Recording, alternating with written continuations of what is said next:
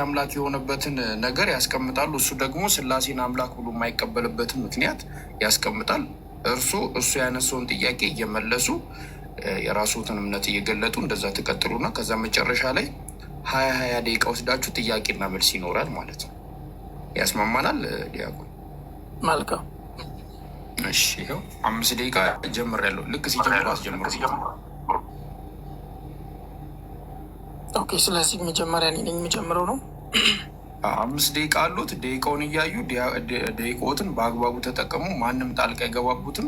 ከዛ ቀጣይ እሱ 5 ደቂቃ እና ያጀማ ታፕታፕ ኮፒ ሊንክ አድርጉ ሁላችሁ። መልካም እንግዲህ ሀሳቡ ሲነሳ ስለ ሚስጥረ ስላሴ ነው።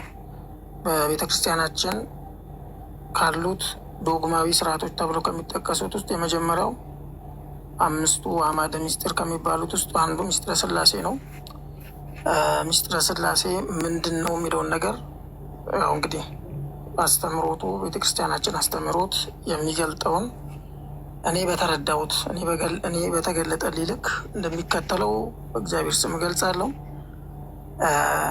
ሚስጥረ ስላሴ ከስያሜው ተነስቶ ምንድን ነው የሚለውን ነገር መጀመሪያ ለማንሳት እሞክራለሁ። ሚስጥር ሲባል እንግዲህ በተለምዶ የሚባለው ለሰዎች ሼር የማይደረግ ለቅርብ ወዳጅ ብቻ የሚነገር ሚስጥር ተብሎ ነው በተለምዶ የሚባለው። ነገር ግን ሚስጥር ብለን የምንገልጸው ይሄንን ሚስጥረ ስላሴ እና ሌሎቹን እና ሚስጥረ ትንሣኤ ሙታን፣ ሚስጥረ ስጋዌ ብለን የምንጠራቸው ሚስጥረ ጥምቀት እና ሚስጥረ ቁርባን የምንላቸው ሚስጥር የተባሉት ለሌላ ሰው ሼር ስለማይደረጉ ሳይሆን ከሰው አእምሮ በላይ ስለሆኑ ሊመረመሩ ሊደረሱበት የማይቻሉ ስለሆነ ነው። ለዚህ ደግሞ ሲራክ 3:22 ማየት እንችላለን። ሲራክ 3:22 መጽሐፍ ቅዱስ ይዘህ ከሆነ ብትገልጥልኝ ደስ ይለኛል። ሲራክ 3:22 ላይ ይህን አሁን ያልኩትን ይገልጻል ማለት ነው። ከዛ ባለፈ ሚስጥረ ስላሴ ስንል የእግዚአብሔር አብ ወልድ መንፈስ ቅዱስን ሶስትነትና አንድነት የምንገልጽበት ነው። እንግዲህ ከዛ በፊት የአምላክን ባህሪ ማየት መቻል አለብን። የአምላክ ባህሪ ምንድን ነው? አንድ አምላክ ነው የሚባለው መጀመሪያ የሚያይ፣ የሚሰማ፣ የሚመልስ መሆን መቻል አለበት። ይህንን ደግሞ ለመግለጽ ምሳሌ 15:3 መግለጽ እንችላለን። መዝሙረ ዳዊት መዝሙር 34 ከ15 ጀምሮ ያለውን ማየት እንችላለን። በተጨማሪ ደግሞ ትንቢተ ኤርምያስ ምዕራፍ 33 ቁጥር 3 ላይም የእግዚአብሔርን ሰሚነት የሚመልስ መሆኑንና የሚያይ መሆኑን በደንብ የተገለጸበት ነው። የማይለወጥ መሆን አለበት። ለዚህም ደግሞ ትንቢተ ሚልክያስን ምዕራፍ 3 ከቁጥር 6 ማየት እንችላለን። እዛ ላይም በግልጽ የተቀመጠ ስለሆነ ማለት ነው። በተጨማሪ ደግሞ መዝሙር 102 ከ25-27 ያለውንም ቃል መግለጽ እንችላለን። ሌላው ኤልሻዳይ መሆን አለበት። የአምላክ ባህሪያት ማለት ነው። ኤልሻዳይ ማለት ሁሉን ቻይ መሆን መቻል አለበት ነው። ይህንንም ለመግለጽ የዮሐንስ ወንጌል ምዕራፍ 14 ከቁጥር 6 ላይ በግልጽ ተቀምጧል። የነበረ አልፋ አሁንም ያለ እንዲሁም ወደፊትም ዓለማቱን ሁሉ አሸንፎ የሚኖር ኦሜጋ መሆን መቻል አለበት። እነዚህ አሁን የጠቀስኳቸው የአምላክ ባህሪያት ናቸው። ስለዚህ አብ ወልድ መንፈስ ቅዱስ ብለን ሶስቱን በአካል ስንጠቅስ፣ ነገር ግን ሶስት አምላክ ሳይሆን አንድ አምላክ ብለን የምንገልጽበት ነው። ይህም ደግሞ የማቴዎስ ወንጌል ምዕራፍ 3 ከቁጥር 12 ላይ የባህረ ጥምቀት ላይ የአብ የወልድ የመንፈስ ቅዱስ አንድነት በደንብ የተገለጠበት ነው። ከዛም ባለፈ ደግሞ የዮሐንስ ወንጌልን ምዕራፍ 1 ጀምሮ ማንበብ ይቻላል የስላሴን ምስጢር ለማወቅ። ስለዚህ እነዚህ ነገሮች በደንብ የተዘረዘሩበት ነው። ምናልባት መጽሐፍ ቅዱስ መግለጥ ቢቻል አሁን የጠቀስኳቸውን የመጽሐፍ ቅዱስ ክፍሎቹን በደንብ ቃሉን መግለጽ እና በደንብ ማስረዳት ይቻል ነበር። ደቂቃውም እየሄደ ነው። በአጠቃላይ አብ ወልድ መንፈስ ቅዱስ ስንል በአካል በስም ሶስት ናቸው። በመለኮት ይህችን ዓለም በመግዛት ግን አንድ ናቸው። ሶስት አምላክ የሚባል የለም። የኢትዮጵያ ኦርቶዶክስ ተዋሕዶ የምናመልከው አንድ አምላክ ብቻ መሆኑን ማሳወቅ እፈልጋለሁ። እውነታውም ይሄ ስለሆነ ማለት ነው። ስለዚህ ምስጢረ ስላሴ በምሳሌ ሲገለጥ በንጽጽርም ሲገለጽ ወይም ተነጻጻሪ ዘይቤ አነጻጻሪ ዘይቤ ብለን የምንገልጻቸው ነገሮች አሉ። አሁን ሶስቱን አብ ወልድ መንፈስ ቅዱስ በስም በአካል ሶስት ናቸው ስል በመለኮት አንድ ናቸው የሚለውን ደግሞ በደንብ የሚገልጹልን በጣም ትምህርቱ ሰፊ ነው፣ በጣም ጥልቅ ነው። በዚህ በ5 ደቂቃ ውስጥ እንዲህ ነው ተብሎ የሚገለጽ አይደለም። እኔ መግቢያውን ነው እየተናገርኩ ያለሁትና ከምንም በላይ ደግሞ በጣም የተከፈተ አእምሮ ያስፈልጋል። ክፍት የሆነ አእምሮ ያስፈልጋል። ያ መሆን ሲችል ምስጢረ ሥላሴ ይገባናል። መንፈስ ቅዱስም በደንብ ውስጣችንን አስርጾ እውነታውን ይገልጥልናል። ያኔ ሁሉም ነገር ምስጢሩ ይገለጥልናል ማለት ነው። ምስጢረ ሥላሴን ገለጥኩ እያልኩ አይደለም በዚች ደቂቃ ውስጥ፣ ነገር ግን መግቢያውን ነው ራፍል የተናገርኩት።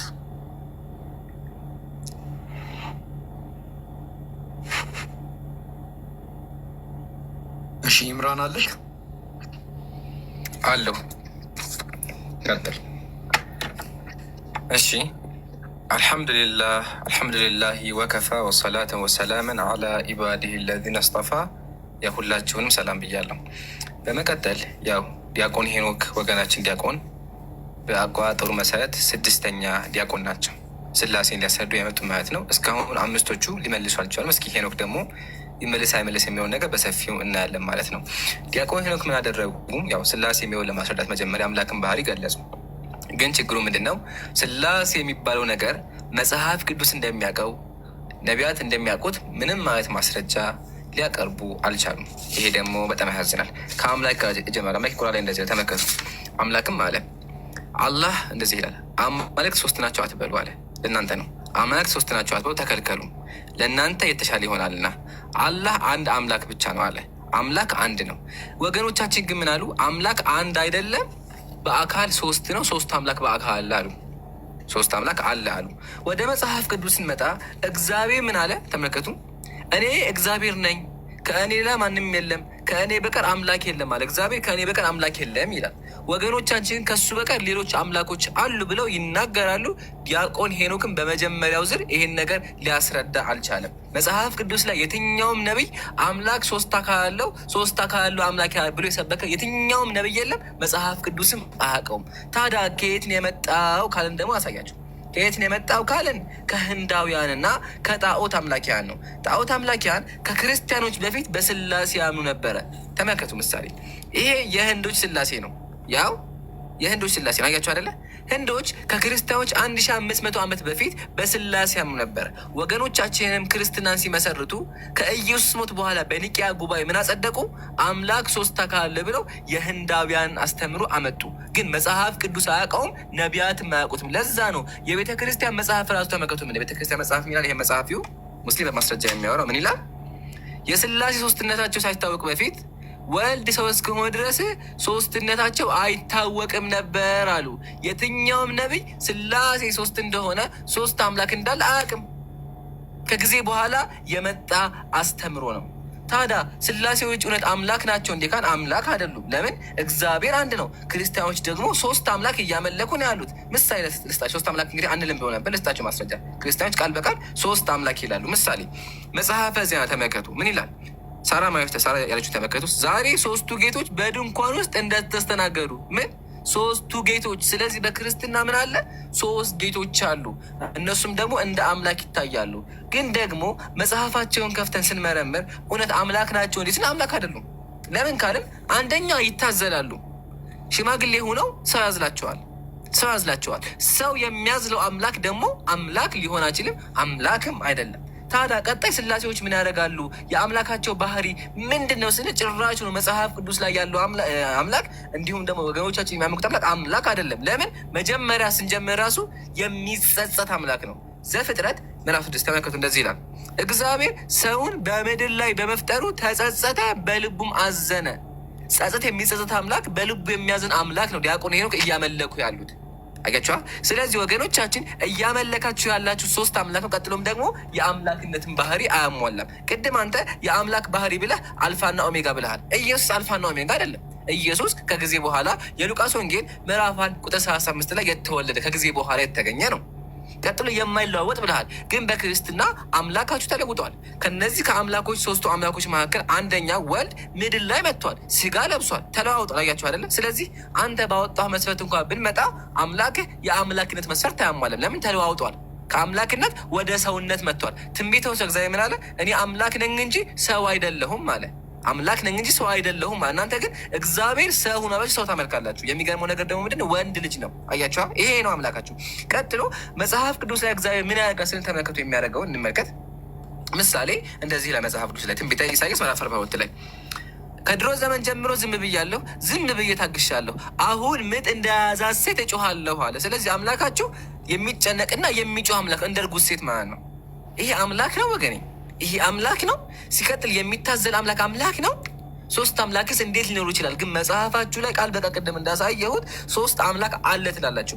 በቀጣይ ዙር ደግሞ ኢንሻአላህ አምላካቸው ሰይጣን እንደሚያዘው፣ አምላካቸው እንደሚበላ፣ አምላካቸው እንደተገደለ፣ አምላካቸው ደግሞ ስዕብና ትክክል እንዳልሆነ ኢቭን በመጽሐፍ ቅዱስ መሰረት ራሱ ተገቢ ነገሮችን ያልተገቢ ነገሮችን እንደሚያደርግ በማስረጃ እመጣበታለሁ። ዲያቆን ይሄ ነው። እባክህን እንደ ትንሽ ደፈር በልና ከሌሎቹ ዲያቆኖች ተሽለህ አምላኮችን አስረዳ። የትኛው ነብይ ነው ስላሴን ያመለከው? ይህን ጥያቄ መልስልኝ።